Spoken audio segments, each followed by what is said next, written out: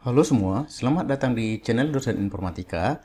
Pada video berikut kita akan belajar apa itu Java Class, data, dan juga metode.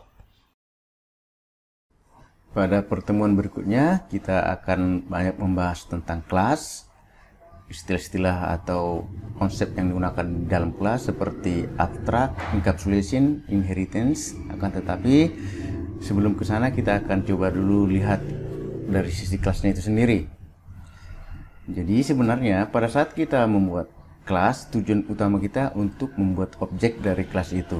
Jadi nanti objek yang kita create dari kelas akan terdiri dari data dan juga state. Data itu sering juga disebut sebagai instant variable. Jadi nanti kita akan define variable-variable yang akan digunakan di objek tersebut. Operasi biasanya disebut method atau function. Jadi function atau operasi yang kita gunakan di dalam sebuah objek itu disebut dengan metode. Operasi pemanggilan dapat mengubah state. Jadi nanti nilai pada instant variable itu bisa kita ubah ketika kita menggunakannya atau memanggilnya dari metode. Kita dapat memvisualisasikan pemanggil metode sebagai objek yang memberikan pesan ke objek lain. Contoh, konverter suhu. Nanti kita masukkan nilai suhu, nanti variabel-variabel instannya akan kita rubah dengan mengirimkan parameter-parameter baru. Pada mahasiswa misalnya nama mahasiswa, nilai mahasiswa bisa kita ubah. Mobil misalnya jumlah bannya, jumlah pintunya bisa kita ubah. Jadi nanti semua itu adalah dianggap sebagai objek. Jadi object oriented programming. Jadi kita nanti akan memiliki metode dan instan-instan yang bisa kita panggil dan kita bisa berinteraksi.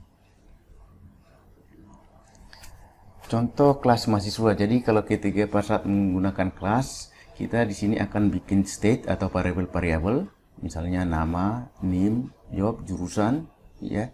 Terusnya nanti kita create method untuk mahasiswa ini, misalnya get umur, get nilai. Jadi ini kita misalnya define dulu apa-apa state dan juga metode yang akan digunakan di dalam kelas ini.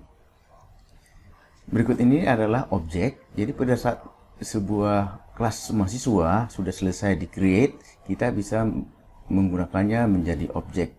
Pada objek kita akan ubah nilainya, nama, John Doe, name, dan seterusnya. Kita juga bisa manggil umurnya berapa, nilainya berapa. Jadi nanti dari objek ini kita bisa ubah state-nya dan juga kita panggil semua kumpulan-kumpulan fungsi yang kita inginkan ini.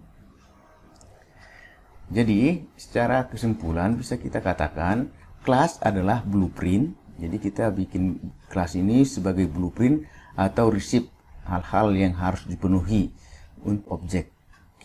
Di dalam kelas kita akan membuat beberapa variabel, tipenya apa.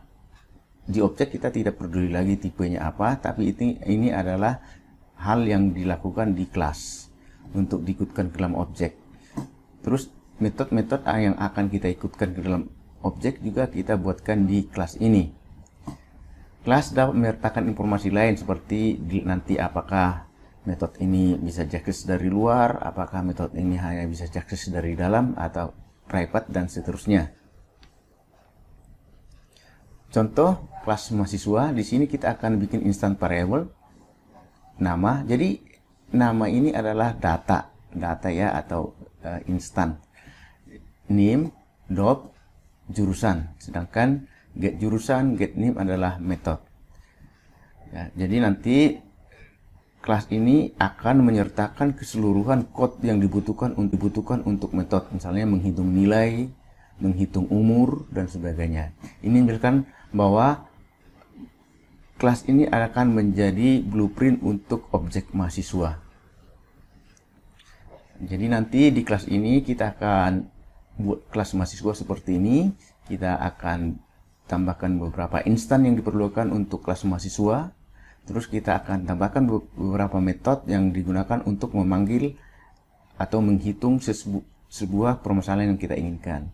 Jadi misalnya get name, get jurusan.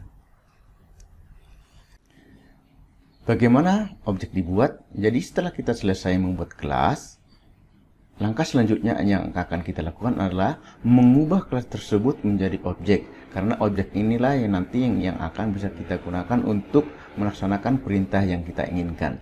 Jadi di Java kita menggunakan keyword new. Misal, jadi kita mempunyai kelas mahasiswa, maka kelas tersebut akan menjadi objek MAS dengan cara mahasiswa MHS sama dengan new mahasiswa seperti ini. Jadi dengan menggunakan keyword new, kita akan membuat area di memori yang disebut dengan heap, ruang yang disediakan untuk instant variable. Nanti juga akan untuk mengembalikan alamat referensi tempat objek ditempatkan. Jadi dengan keyword ini kita akan menyediakan area memori yang disebut heap di memori untuk instant variable, dan juga untuk tempat alamat atau referensi tempat objek itu ditempatkan. Jika alamat referensinya kita hilang, kita tidak akan dapat mengakses objek tersebut.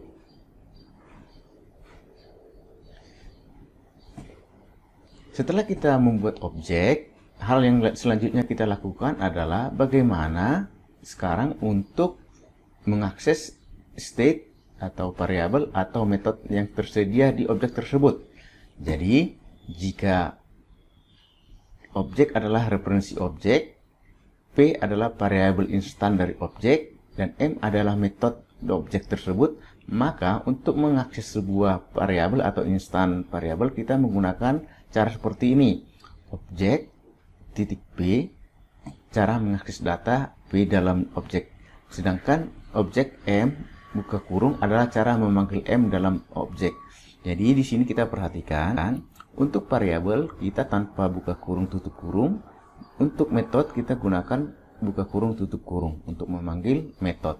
Sehingga jika Anda sudah mendeklarasikan string di dalam sebuah kelas, kita tahu string ini adalah kelas juga, maka string adalah instan dari sebuah kelas. Metode yang akan digunakan pada string ini adalah equal, compare to, dan seterusnya. Seperti str equals, karena str ini adalah objek dari string. Demikian pengantar kelas. Selanjutnya kita akan buat contoh bagaimana membuat kelas, bagaimana memanggil kelas tersebut. Terima kasih.